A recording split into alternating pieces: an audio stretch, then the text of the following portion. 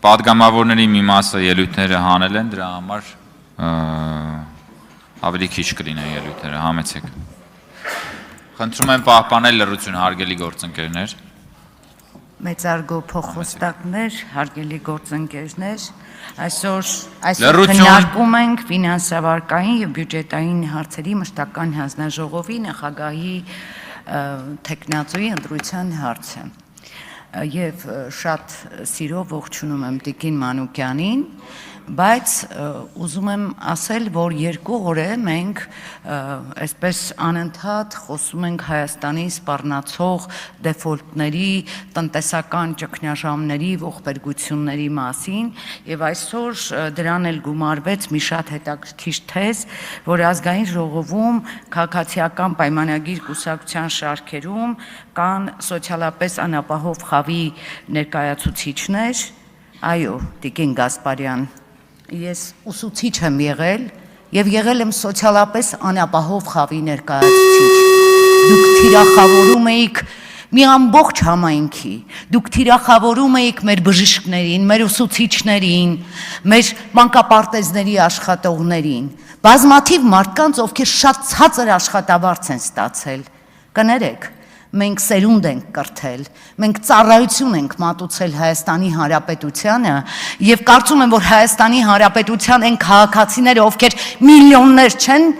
աշխատել ճակերտներով, նրանք արժանի են տարական հարգանքի։ Եվ ես ձեզ խնդրում եմ Հայաստանի Հանրապետության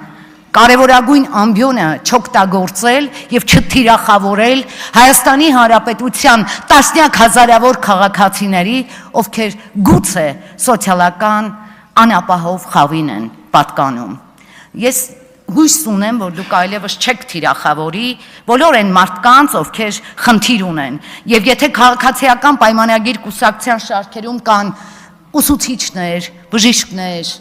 գիտաշխատողներ, ովքեր շատ ցածր աշխատավարձով աշխատել են, Տիկին Երևան, ներողություն, հարգելի գործընկերներ, նախ խնդրում եմ զբաղեցնել ձեր տեղերը եւ նիստը անցկացնել նստած եւ պահպանել լռություն, հակառակ դեպքում նորից անուն ազգանուններով զգուշացում եք ստանալու։ Չվերադառնալով այս խոսույթին, ուզում եմ խոսքս ձեզ ուղղել պարոն Մխիթարյան, քիչ առաջ ասացիք, մեզ համար դպրոց կառուցելը կարևոր չէ, ուսումն ավելի կարևոր է։ Ներողություն եմ խնդրում, դուք տեսել եք այն դպրոցները, որ վերակառուցել է Հայաստանի Հանրապետության կառավարությունը։ Դուք մտել եք այդ դպրոցների պետքարանները, լվացարանները տեսել եք, դուք տեսել եք այն լաբորատորիաները, որտեղ երեխաները պիտի կրթություն ստանային։ Ինչպես դպրոցը կարևոր չէ։ Եթե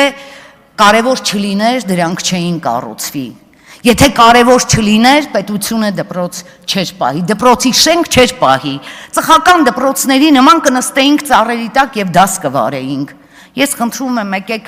մի ասեք բաներ, որոնք իսկապես կարևոր են։ Եվ այն տասնյակ հազարավոր փոքրիկները, որ այդ լուսավոր շենքերում դաս պիտի սովորեն, նրանք արժանի են դրան։ Իսկ այն չկառուցված դպրոցների երեխաները սիրով սպասում են դրան։ Լավ է, որ դուք կրթության ոլորտից չեք։ Պարոն Ֆարմանյան, դուք անընդհատ ասում եք, դուք ուրիշ հերոսի անուն չգիտեք, հիմա նույն հարցը ձեր ուժին եմ տալիս։